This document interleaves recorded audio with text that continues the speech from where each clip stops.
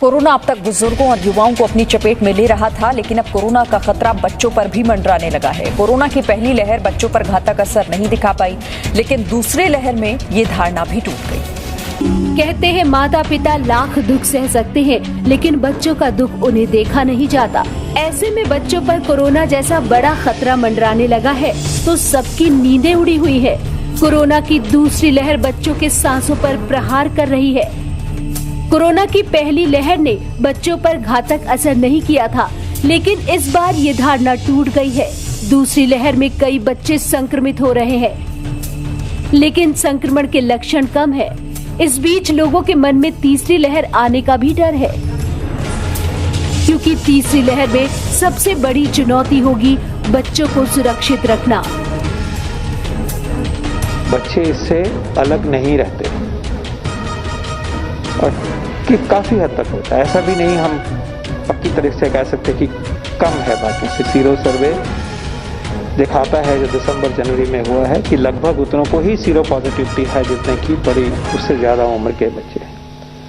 Sero positivity rate between 10 to 17 is roughly the same as let's say between 30 to 40। तो बच्चों में संक्रमण होता है। सीरो सर्वे के मुताबिक अगस्त से जनवरी के बीच बच्चों में एंटीबॉडी करीब 30 से 40% पाए गए हैं। सीरो सर्वे का आंकड़ों पर नजर डालें तो पहला सीरो सर्वे अगस्त 2020 28% लोगों में एंटीबॉडी पाई गई। इसमें 16% बच्चे शामिल हैं जो 18 वर्ष से कम के हैं। दूसरा सीरो सर्वे सितंबर 2020 24% लोगों में एंटीबॉडी पाई गई। इसमें 17% बच्चे सामने आए। अक्टूबर 2020 24% लोगों में एंटीबॉडी मिली। इसमें 16% बच्चे शामिल हैं। जनवरी 2021 50% लोगों में एंटीबॉडी मिली। 52% इसमें बच्चे थे जिनमें एंटीबॉडी पाई गई। वहीं नीति आयोग के सदस्य डॉक्टर वीके पॉल ने कहा कि बच्चों में आसानी से संक्रमण फैल सकता है, लेकिन बच्चों में संक्रमण बेहद माइल्ड होगा। लेकिन फिर भी बच्चों को इन्फेक्शन से बचाना बेहद जरूरी है। बच्चों को बचाना इस इन्फेक्शन से उतना ही जरूरी है, क्योंकि वो भी चेन का हिस्सा ना बने और जितना थोड़ा भी रिस्क है उस रिस्क को नहीं झेले। ये हमारी जिम्मेवारी बनती है। इसलिए कोविड अप्रोप्रिएट बिहेवियर बच्चों में भी लागू होता है। खासकर जो बच्चे मोबाइल हैं 10-11 साल से ऊपर हैं, जो बहुत व्यक्तियों को मिलते हैं, इंटरेक्ट करते हैं, वो आदत हम उनमें भी डालें कोविड अप्रोप्रिएट बिहेवियर की, तो चेन ऑफ ट्रांसमिशन को रोकने में मदद मिलेगी।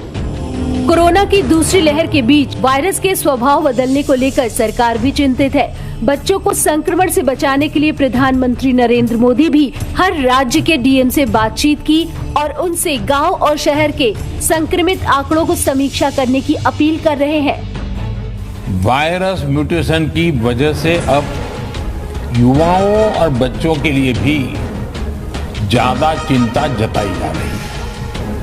अभी तक हमारी जो रणनीति रही है, आपने जिस तरह फील्ड में काम किया है, उसने इस चिंता को उतना गंभीर होने से रोकने में मदद तो की है, लेकिन हमें आगे के लिए और अधिक तैयार रहना ही होगा।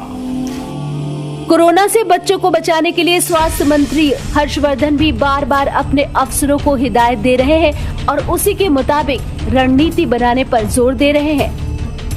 हमारी जो हेल्थ फैसिलिटीज हैं उनको हम अपग्रेड करते हुए, वहाँ इंफ्रास्ट्रक्चर को रैंप अप करते हुए, विशेष रूप से बच्चों के लिए जो हमें एक्सपर्ट्स की सहायता से विशेष प्रयास करने हैं, उनके ऊपर भी हम लोग सब मिलकर खास ध्यान करें।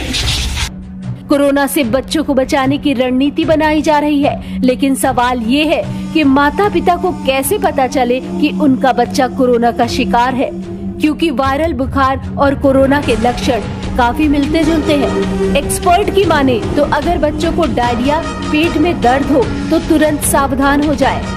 इसके अलावा उल्टी, तेज बुखार, सांस लेने में दिक्कत, हल्की खांसी, नाक का बहना भी कोरोना के लक्षण है। लेकिन जब बच्चा जल्दी थकने लगे, भूख कम हो जाए तो इसे नजरअंदाज ना करें। राहत की बात यह है कि कोरोना से संक्रमित बच्चे ठीक भी हो रहे हैं, यानी कोरोना से खतरा तो है, लेकिन बच्चों में वायरस की मारक क्षमता कम है। फिर भी कोरोना से सावधानी जरूरी है।